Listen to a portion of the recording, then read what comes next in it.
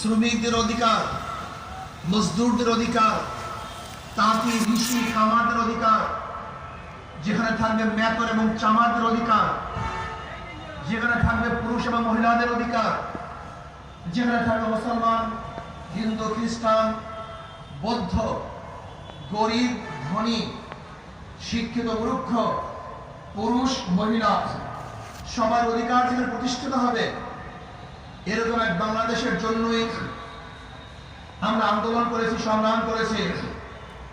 কিন্তু আজও শ্রমিকরা তাদের অধিকারের জন্য যদি আন্দোলন করে, তাহলে বিগত আন্দোলন ব্যর্থ হয়েছে। আজকেও যদি আমার মা বোনরা এসিতে তাদের চেহারাকে ঝলসিয়ে ফেলানো হয়, দগ্ধ করা হয়, তাহলে আমাদের আন্দোলন ব্যর্থ হয়েছে।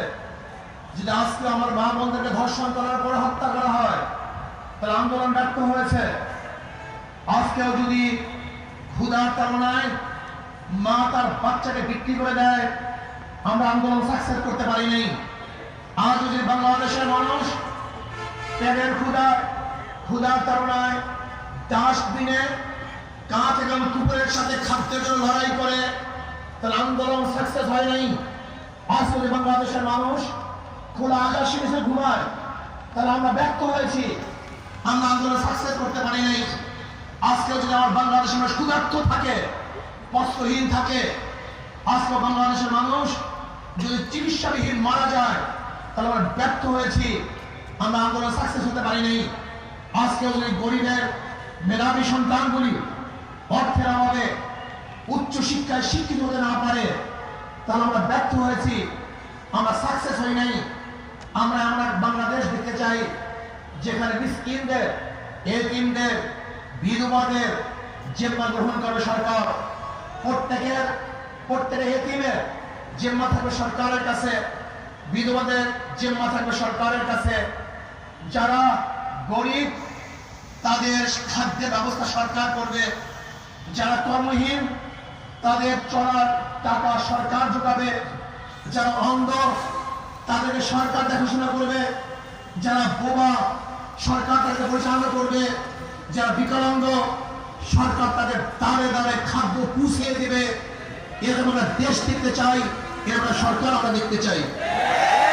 যেখানে থাকবে না চাঁদা, যেখানে থাকবে না গরিব, যেখানে থাকবে না বৈষম্য, যেখানে ব্যবসায়ীরা বিনা চাঁদায় ব্যবসা করবে, যেখানে ড্রাইভাররা পুলিশকে ঘুষ ব্যতীত রাস্তার মধ্যে গাড়ি চালাবে, যেখানে হাজারো মানুষ বুক উঁচা করে হাঁটবে, কিন্তু তাদের আক্রমণ করা হবে না, জুলুম করা হবে না।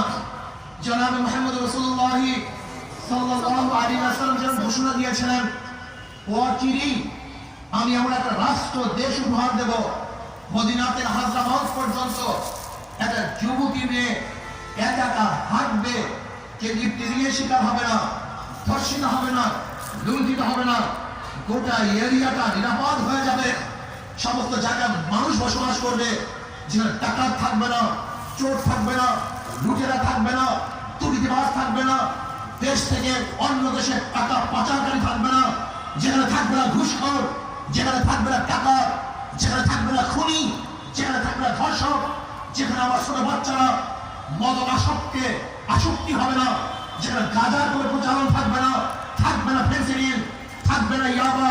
আমার প্রত্যেকটা সন্তান তারা মানবতা শিক্ষায় শিক্ষিত হবে, যারা ভদ্র হবে, আদর্শবান হবে, চরিত্রবান হবে, যাদের মাধ্যমে গোটা দুনিয়ার মধ্যে আমরা নেতৃত্ব দেব, আমরা নেতৃত্ব করব, বুক উঁচা করে দাঁড়াবো। এখনো করতে পারি নাই সেই বাংলাদেশ, এখন আমরা পাই নাই।